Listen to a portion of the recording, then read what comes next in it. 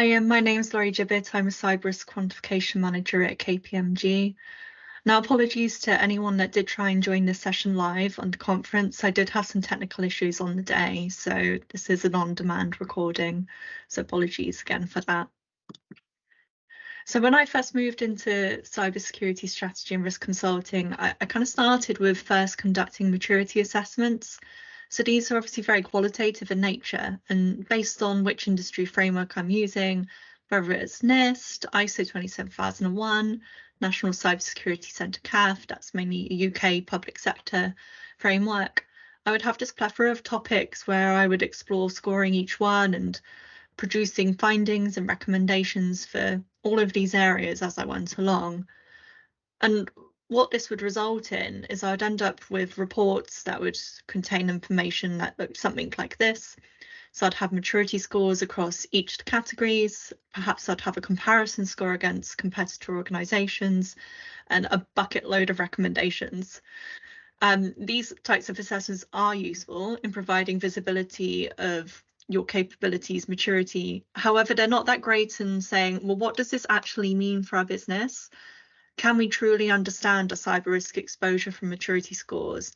And how do we prioritise these recommendations further than just a simple medium, high, low importance? So it can be extremely subjective. Now, this level of categorisation is also common when we use risk matrices. So these visually might help us quickly get a picture of risk, but again, it tends to be subjective. So my meaning of high importance could be very different to yours. And sometimes I've even seen risk matrices demonstrating risks that aren't actually risks, such as plotting a technique like phishing instead. So this is why we need a clear taxonomy on what risk actually is. For example, I consider risk as it has to include something that actually happens that leads to a negative outcome or a consequence. I do think there is value in qualitative cyber assessments. I still do them because it does give us the detail and context. However, because of this subjective nature by themselves, they don't tell us that so what and can be really difficult to pinpoint what really needs to be done.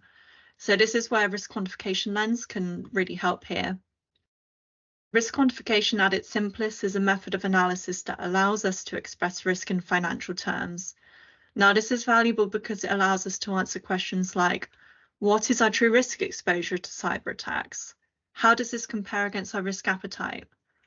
What capabilities should we prioritise to deliver maximum risk reduction? I've invested X amount in this capability. What risk reduction is it delivering? Let's put a value on that. The Factor Analysis of Information Risk Cyber Risk Framework, otherwise known as FAIR, is one of the main frameworks used globally for risk quantification. It's adopted by the Open Group Consortium, which provides open technology standards globally.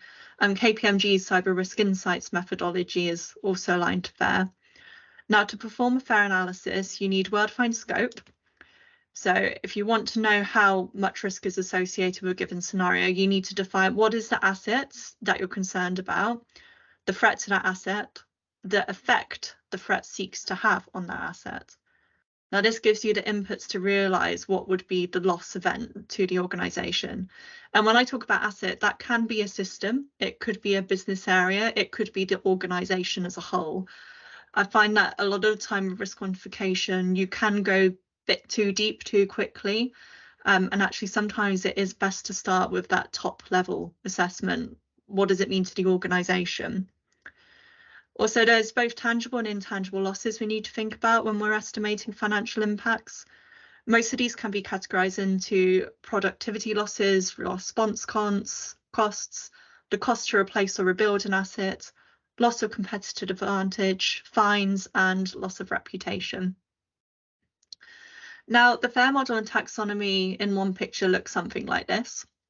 There are multiple components that can be calculated, and the view from FAIR is that we don't need to go to the lowest level of detail if we have enough information. For example, if we've got enough information on historical incidents, it's telling us the loss event frequency. It doesn't necessarily provide insights into vulnerability or the number of attempted attacks. Whereas if you're using protective monitoring data, we would be looking at threat events frequency and a vulnerability, essentially how strong are our controls. So we want to use what we have, readily available information, so security metrics from our organization. It may be interviews, sessions, meetings with our subject matter experts within the organization and the business. It could be industry reports. So there's a lot of public information out there to help estimate financial risk, particularly. If we're not including the effectiveness of defences, the output is more conceptual rather than a probable outcome, because then essentially you're going back to that risk matrix type approach of likelihood multiplied by impact.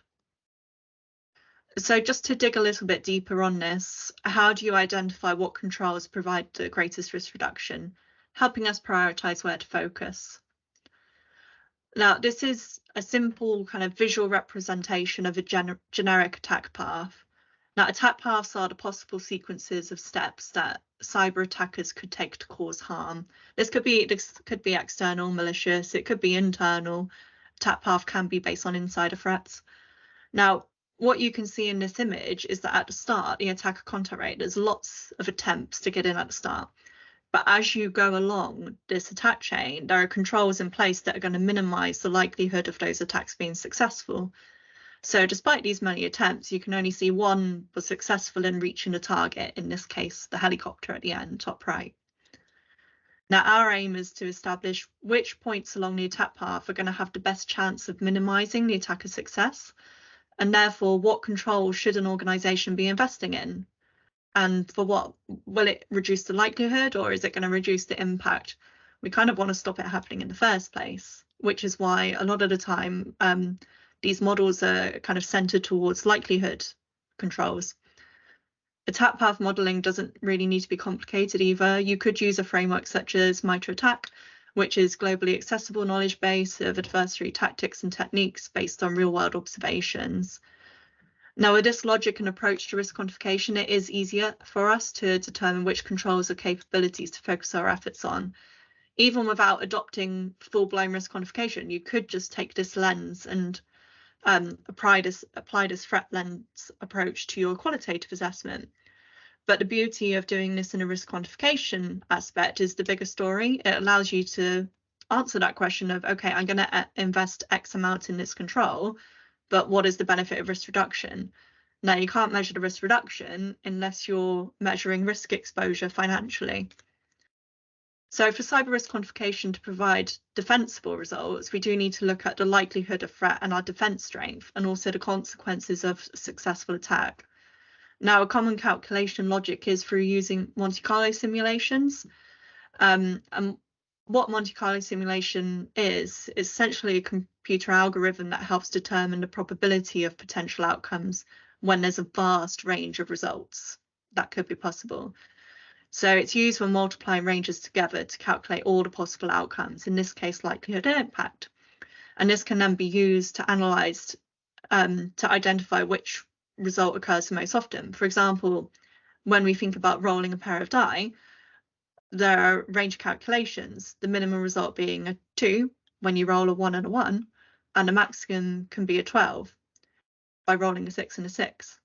So a Monte Carlo simulation is run, let's say, tens of thousands of times to review, well, what are all the possible outcomes from a large data set?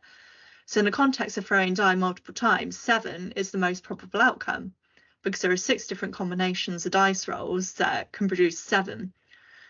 I guess the good thing is, though, you don't need to be a mathematician to do this. If you use a risk quantification product like KPMG Cyber Risk Insights, that's going to run the simulations for you based on the inputs that you're providing for likelihood and impact.